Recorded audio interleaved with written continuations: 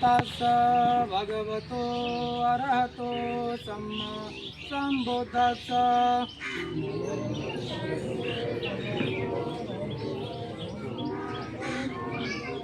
नमो तस् भगवतो अरहतो सम्मा सम्बुद्धस्स।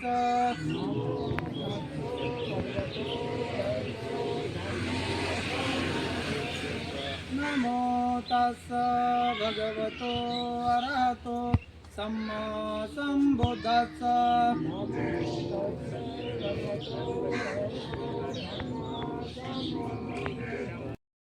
धरना आंदोलन चल रहा है बोधगया आहुति महाविहार का।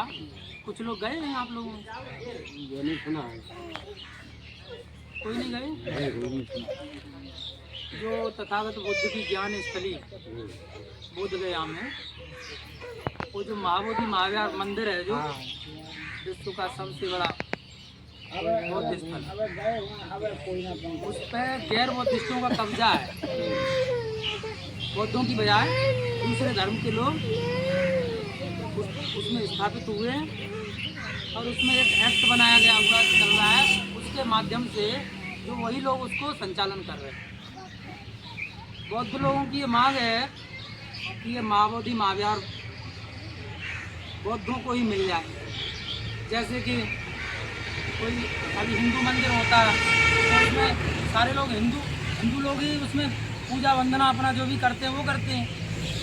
और जो मस्जिद होती है मस्जिद को मुसलमान चलाते हैं। सिख हैं वो अपना वो जो सिखों का क्या कहते हैं जो गुरुद्वारा वो चलाते हैं गुरुद्वारे को। इसी तरीके से जो हमारा बौद्धों का जो तीर्थ स्थल है वो दूसरे लोग चला रहे हैं। उसका जो भी दान वगैरह उसमें आता है समाज में लगाने के लिए, कोई अच्छा स्कूल हो, कोई बढ़िया कॉलेज बने, हमारे बच्चे आगे पढ़ें। किसी के पास मान लो इतना धन नहीं होता है तो उनको शिक्षा दी जा सके, तो ऐसा वहाँ कुछ नहीं है।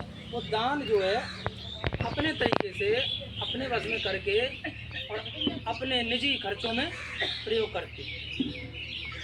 तो उसके लिए ये आंदोलन बोधगया में चल रहा है और ये सांकेतिक रूप में यहाँ भी चलाया गया है। सबके सामने बहुत सारी जगह, अब तो जगह जगह हर एक लगभग जिले में चलने लग गया।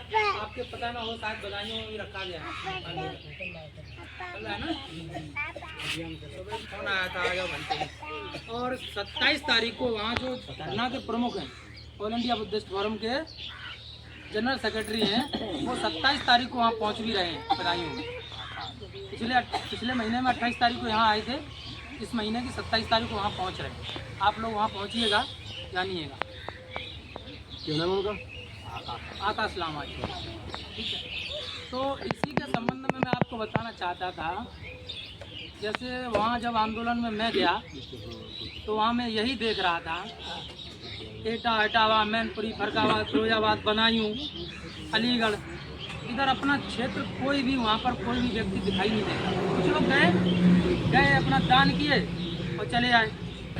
उनसे मतलब कोई तात्पर्य नहीं कि हम बौद्धों की विरासत है ये और दूसरे के कब्जे में है और हम अपने आप को बौद्ध कहने वाले जाकर के वहाँ बैठना चाहिए उस समय। और वीडियो निकालो अपने मोबाइल से, अपनी वीडियो बैनर के सामने खड़े होकर के वीडियो निकालो और अपनी बात कह करके बताओ। हमारा विरोध किससे है? किसी धर्म से थोड़ी ना। हमारा विरोध सिर्फ सरकार से है। सरकार क्यों नहीं करा रही है ऐसा? भाई जिसके मंदिर हैं मस्जिदें हैं जिनकी उनको मिला हुआ है, हमारी बौद्धों की विरासत हमें क्यों नहीं पहुंचाते? क्यों नहीं दे रहे हमें? तो अपना विरोध सरकार को पहुंचाना है। इसलिए हम जैसे जहाँ भी हैं वहीं से साहब बता देना महाबोधि महाविहार मुक्त करो और अपना सारी भीड़ जुटा करके, गाँव की ही भीड़ जुटा करके और हमारा एक संदेश सोशल मीडिया के माध्यम से वहाँ पहुँचाना चाहिए। ये हमारा आपसे कहना था। जगह तक नहीं मिल रही है, गुंडागर्दी कर रहे हैं वहाँ पर अंदर ही करके। जय श्री राम के नारे, जय श्री कृष्ण, यानी ठीक है आप लगाते हैं, आपका धर्म है बढ़िया, हम भी आपको साधुवाद देते हैं बढ़िया। आप जिस चीज़ को मानते हैं उसका हम भी स्वागत करते हैं, लेकिन कम से कम ये आप अपने मंदिर तक सीमित रखिए। लोग अभी तक उसमें कामयाब नहीं हुए। पहले अनागर धर्मपाल आए थे वहाँ, उन्होंने वहाँ की स्थिति देखी थी, वो भी रो पड़े थे। उस समय बौद्धिस्टों की कमी थी, हम लोग जागरूक नहीं थे। उन्होंने ये अपना सरकार को निवेदन करते करते और लड़ते लड़ते वहाँ उनको मारपीट भी की गई थी बहुत अनागर धमपाल श्रीलंका।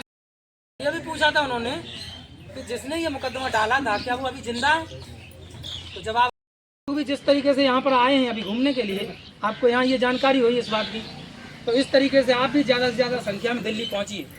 25 और 26 तारीख 2 दिन की बात है, उसके बाद आप आ जाइए। 27 तारीख को आपके वहाँ खुद निजी ज़िले में ही आकाश लामा जी वहाँ से 27 तारीख को यहाँ आएंगे, क्या नाम, बदायूं में, और फिर वहीं से वापसी 29 जुलाई की जजमेंट है। आप लोग इसमें मदद कीजिए, सहयोग कीजिए और अपनी आवाज़ बुलंद करिए, ये बहुत ज़रूरी है। हम एक बस को लेकर के यहाँ तक घूमने तो आ जाते हैं, लेकिन हमको अभी तक ये नहीं पता है संकिसा में हो क्या रहा है।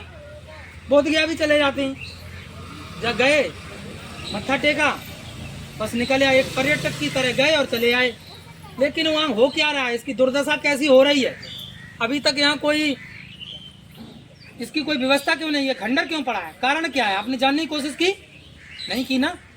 वो खंडर क्यों पड़ा है, वो इसीलिए पड़ा है क्या मुकदमा, वो लोग मुकदमा डाल देते हैं, अब मुकदमे को लड़के जीत भी जाते हैं तो दोबारा फिर मुकदमा कर देते हैं।